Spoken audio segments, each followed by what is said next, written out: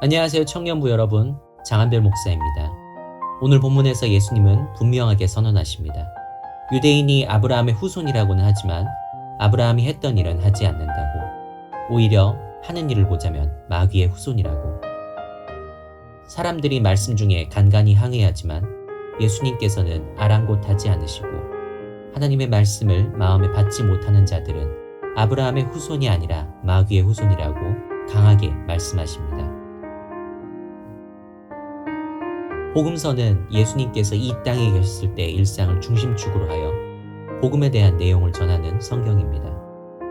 그 중에서도 요한복음은 두 가지 세계에 대한 대비와 충돌을 본격적으로 내세웁니다. 그러면서 예수님께서 말씀하셨던 이상적인 가치와 그 가치를 얻는 방법에 대한 내용들을 제시합니다. 반대로 예수님 본인과 그분의 말씀을 무시하고 외면하는 자들에 대해서는 냉정하리만치 엄격한 비판을 내리는 것이 요한복음입니다. 그동안의 본문에서도 빛과 어둠, 죽음과 생명 등 상반되는 이미지의 대립을 찾아볼 수 있었지만 오늘 본문은 좀 더 극단적입니다.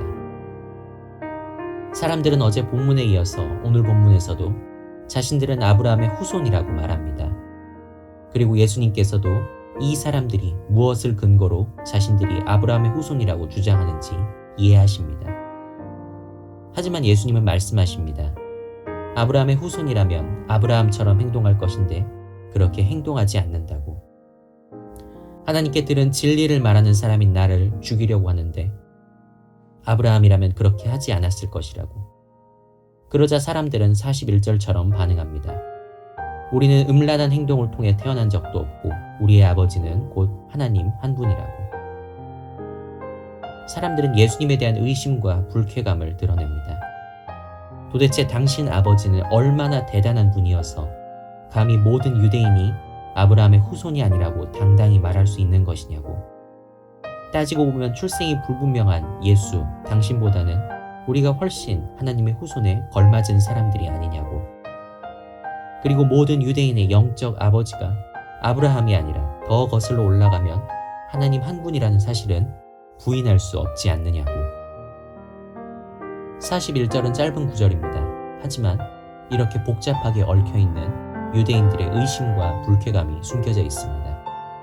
즉 사람들은 예수님께 유대인이 아브라함의 후손도 하나님의 말을 듣지 않는 백성도 아니라고 했던 그 말을 취소하라고 항의한 것입니다. 하지만 예수님께서는 결코 물러서지 않으십니다. 정말로 유대인들의 영적 아버지, 영적 생명의 근원이 여호와 하나님이 맞는다면 하나님의 뜻을 따라 이 세상에 온 자신을 미워하지도 못하고 그 말을 오해하지도 못할 것이라고. 내가 말하는 진리, 나를 보내신 하나님의 뜻을 마음에 받아들이고 나를 믿었을 것이라고.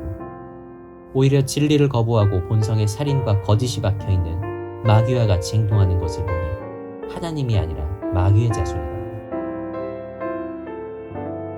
이 부분의 말씀에 있어서 예수님은 결코 부드럽고 따뜻하게 말씀하지 않으십니다. 이런 모습은 간음 현장에서 잡혔던 여인이나 수가성 근처 우물에서 만났던 사마리아 여인에게 보이셨던 모습과는 많이 다릅니다.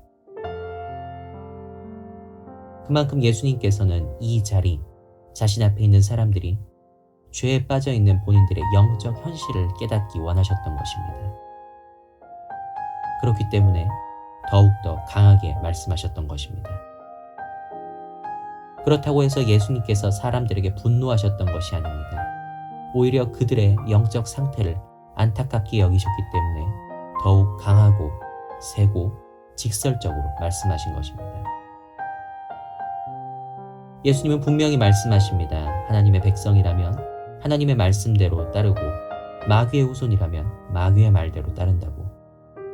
분명 지금을 살아가는 우리가 듣기에도 이 말씀은 거북한 말씀이고 부담이 되는 말씀입니다.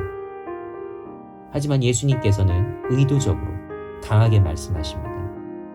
우리가 본질적으로는 죄에서 벗어날 수 없는 그런 연약한 존재라는 것을 깨닫고 우리보다 강하고 탁월한 분께서 손을 내밀 때 그 손을 붙잡아야 한다는 것, 그것을 알려주시기 위해 강하게 말씀하십니다. 어제에 이어 오늘도 나 자신의 영적 상태를 냉철하고 침착하게 돌아볼 수 있는 하루가 되기를 바랍니다. 내 마음의 자리에 하나님의 말씀, 예수님의 가르침을 받아들일 자리가 존재하는지 돌아보시기 바랍니다. 우리가 스스로를 아브라함의 후손 또는 하나님의 백성이라고 고백한다고 해서 그런 신분을 당연히 얻게 되는 것이 아닙니다. 우리식으로 표현하자면 우리가 스스로의 종교를 기독교라고 소개하는 행동이 결코 성도로서의 신분과 정체성을 보장해주지 않는다는 것입니다. 오직 예수님을 하나님의 유일한 구원자로 믿고 그 가르침을 따르고자 날마다 반성하고 또 힘쓰는 사람을 예수님은 자기 제자로 인정하시고 하나님의 자손이라고 불러주십니다. 그동안의 신앙생활, 좋은 사람이라는 평가를 모두 걷어내고 내 안에 있는 마음의 공간에 무엇을 들여놓고 있는지 확인하시기 바랍니다. 무엇을 위해 살아가고 있는지 직면하시기 바랍니다. 나 자신을 올바르게 바라볼 수 있는 지혜를 달라고 구하시기 바랍니다. 깨닫는 은혜가 있기를 하나님의 독생자이신 우리 주 예수 그리스도의 이름으로 축복하고 기도합니다. 아멘.